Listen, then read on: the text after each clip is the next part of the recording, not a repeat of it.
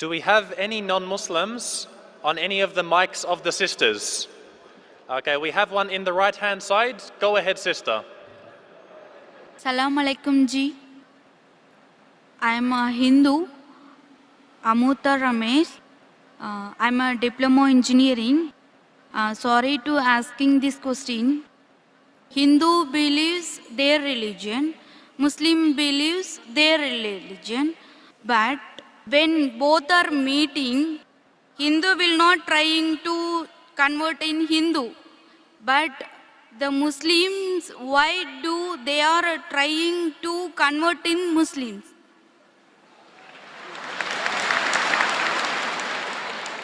Sister, if I understood your question correctly, when Hindus meet Muslims, they don't try and convert the Muslims to Hinduism, correct?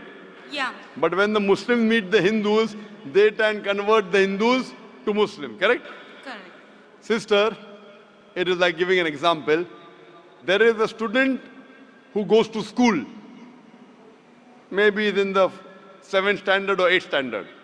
There's another student who goes to postgraduate college.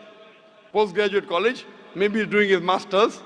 Now when they meet, will the school student try and teach the postgraduate, or the postgraduate will teach the school student? Sister, Yes. will the school-going student teach the postgraduate student, or the postgraduate student will teach the school-going student? Sister, I asked you a simple question, not a difficult question. Sister, have you understood my question?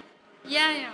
So will a student going to school will teach a student going to a senior college, postgraduate college? Or No. will a student going to postgraduate college will teach a student going to the school? Post-graduated only. Correct.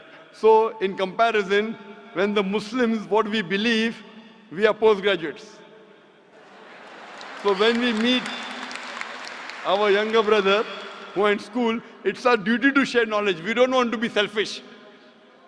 I don't want to be selfish. You know, those who are selfish, the person should not be a graduate. You know, let him suffer. Let him be in school only. If he comes to college, postgraduate, he may take my job away. Those are selfish people. We, mashallah, we are selfless. It's our duty to spread the message of truth. So when we meet a non-Muslim, whether Hindu, whether Christian, whether Buddhist, we tell Ta'ala vila kalmitum sawa'im baina bainakum. Come to common terms, and we try and educate them. We don't want to degrade them. We try and educate them so that they can become a postgraduate, and both of us will get a good job. The good job is going to Jannah. So we don't alone want to go to Jannah. We want to take our brothers and sisters to Jannah. Sister, do you want to go to Jannah? Do you want to go to paradise? Jinnah. Do you want to go to paradise? No. Do you want to go to paradise, yes or no? I want to go to heaven only. Heaven, yes. Another name for heaven is paradise. There are some rules and regulations to go to heaven. As I mentioned in my earlier answer, according to the Hindu scriptures, according to the Quran, according to the Bible, if you want to go to heaven, you have to believe there is one God. You have to believe He has got no images, He has got no photograph, He has got no idols. Sister, do you believe in one God? Yeah, I believe Hindu only. You believe in Hindu God. Do you believe that God has got idols? No, God is not idol. So do you believe in idol worship? Idol version I am believing also. You believe in idol worship. Yes. So if God doesn't have idol, why are you worshipping the idol?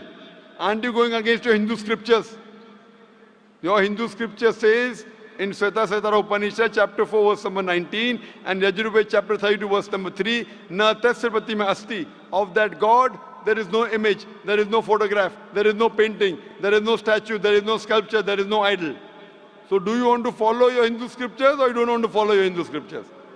No, I want to follow my culture only, Hindu only. Culture, not your religion. My religion is Hindu only, I want to follow. But your Hindu religion is based on Vedas.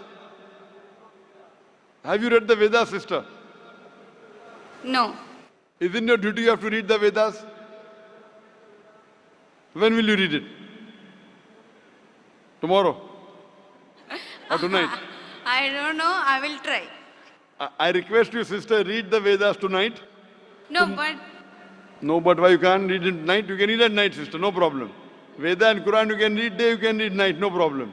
My request to you, sister, go home, go on the internet, type the references I gave. Yajurved chapter 32 verse number 3, Sweta Setara Upanishad chapter 4 verse number 19. You know, in Kishanganj I gave a talk in Kishanganj just 2 weeks back, and it was a 3-day program. First day it was a talk, second day open question and session only, third day was talk and question. On second day, and the deadline in India is 10 o'clock on Supreme Court.